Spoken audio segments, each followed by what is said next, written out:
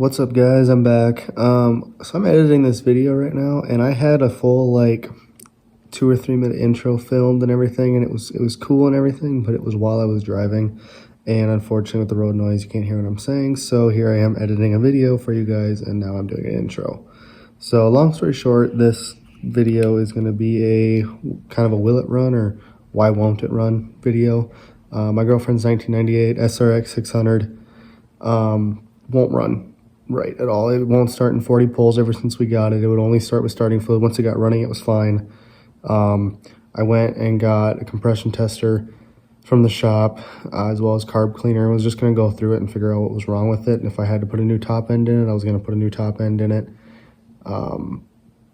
Yeah, so yeah, let's get into the video. I'm hoping I have enough footage here. If I don't, well, you'll see me sitting in a recliner making the footage up while we get there. But yeah, let's get into the video.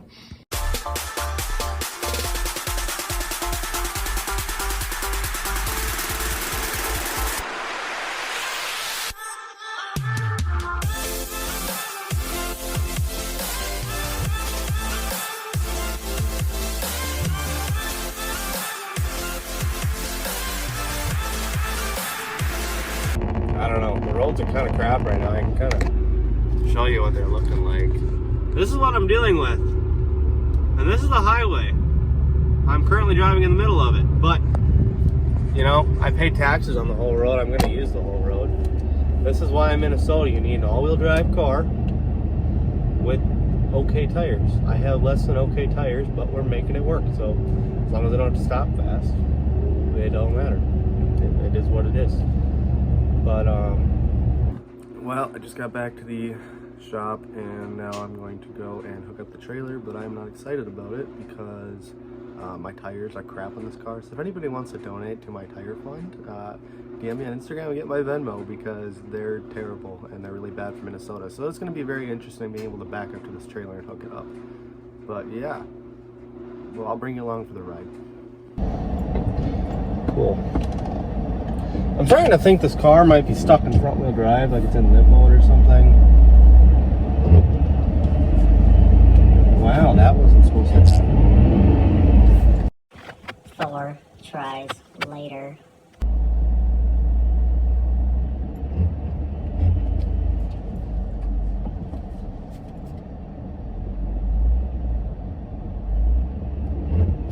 Alright, that's about as close as we're going to be able to get.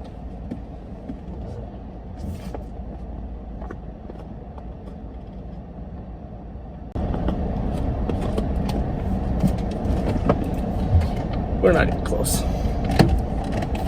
Not even remotely close.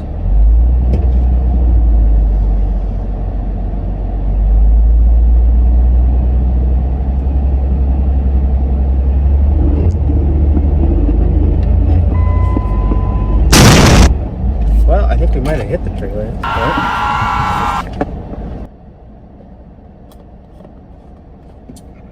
Oh yeah, for sure. Oops. But at least now I know this car is actually an all-wheel drive because the back tires started spinning.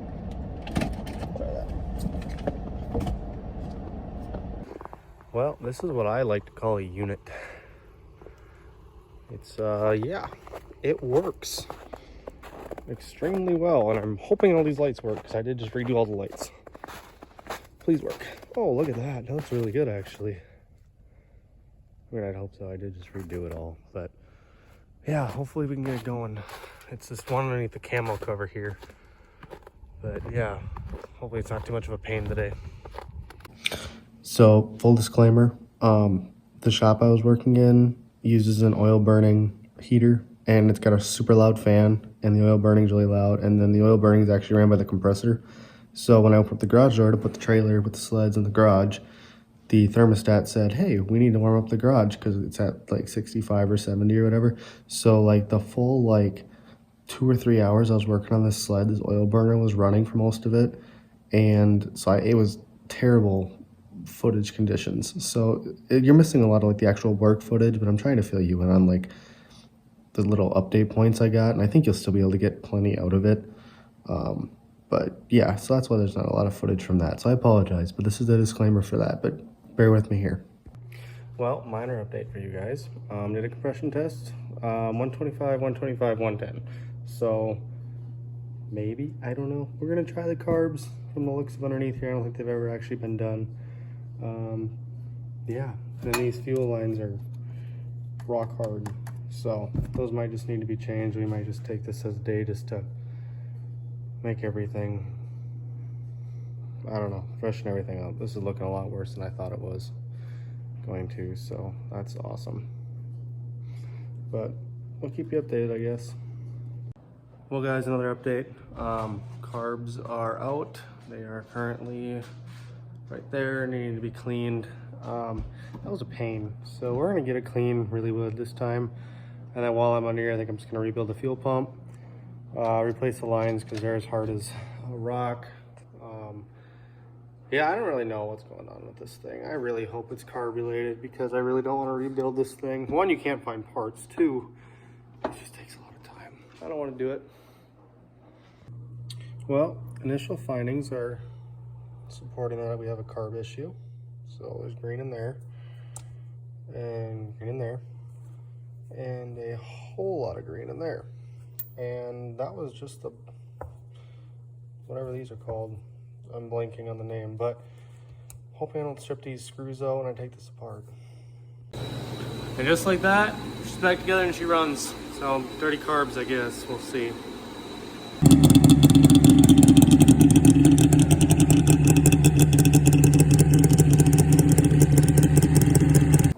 So I did make a video of everything I wound up doing on the sled, but of course the compressor kicked in and you can't hear what I'm saying. So here I am to do that. I cleaned the carbs fully, all three of them. They were pretty gummed up. The floats were stuck. Needle and seat were all good. I did replace some of the gaskets in there as well. I did rebuild the fuel pump. That was kind of gummed up as well as flushed all the lines. All the rock hard lines that were in there were replaced with like UV protecting ones. I know it's not going to make a difference just because it's under the hood, but whatever. I also did find out the reason it smoked so bad last year is the oil pump cable was stuck wide open, which is why I fouled a bunch of plugs last year, which is why it smoked so bad and why I went through two-stroke oil so quick. So I also fixed that, re-lubed all that stuff up, rerouted everything, cleaned up all my wiring harnesses in there, as well as took out the exhaust system, flushed everything. I did get a good look at the pistons through the exhaust ports. They looked okay, as well as I stuck a bore scope down the cylinder heads, and you know, I can still see cross hatching. And for a sled with 8,000 miles on it, and I'm assuming it's been rebuilt just because it does look like it's been rebuilt. They looked okay. As for why that one cylinder was down on compression, I don't know. It started up right after this. I'm sure people in the comments are gonna let me know why. But yeah, feel free to put it down there. I'm always open to ideas. This isn't a garage princess by any means. This thing gets beat through ditches and whatever else, so I'm not that concerned. If it runs, it runs. It's a 20-year-old sled. I'm hoping to upgrade next year. But yeah, we'll see. But yeah, so that's everything I did on it. I did take it up and down the ditches. Didn't get a video of that because it was cold and I didn't have my GoPro charged. There's still like hardly, whoop, what's going on with my sunglasses? But there's hardly any snow on the ground still. So it's November 30th today. There's less than an inch on the ground, but ski resorts are making snow and I snowboard. So I've ordered a bunch of stuff. It's either Christmas presents or snowboard boots or a bunch of other just random stuff that I ordered months ago and still hasn't came in. But there's a package and I already took the liberty of opening it. And yeah, I think it'll be good for the snowboard thing. It's always a good day when you get packages.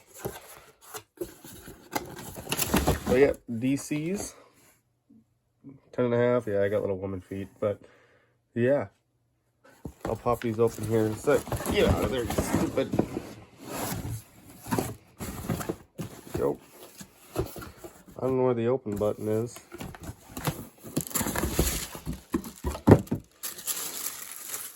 Wow, those are pretty. Hopefully that's it. I've always gone with DCs too, just because that's all I've ever had.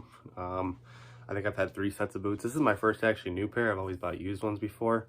And I guess I've always just stuck with DCs because I like them. And they have grip on the bottom, which is always nice. But yeah, I can run you through all my other snowboard stuff too. It's a pile of stuff, that's for sure. Okay, so right as I make the video about it not snowing, it starts snowing. But I'm not gonna complain because I like snow. I just have to drive to work now and it's gonna be really slippery. So if I don't make it there, I guess we know why. Now, you guys can enjoy this tiny compilation I put together of me learning how to snowboard in the last 3 years. And granted, there's a lot of stuff missing and a lot of tricks that I can do that aren't on video because I don't have people to go snowboarding with. So if you're from the Bemidji area and you want to go snowboarding, comment, DM me on Instagram. Let's meet up and snowboard.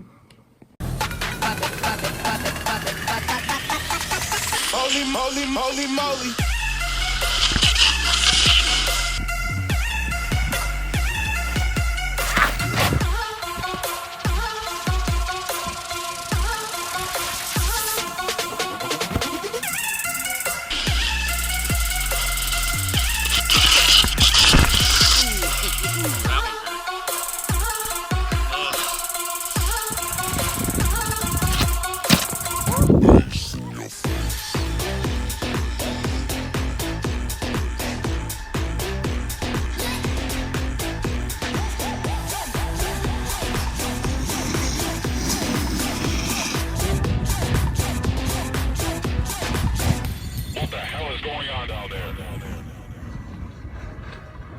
Nice.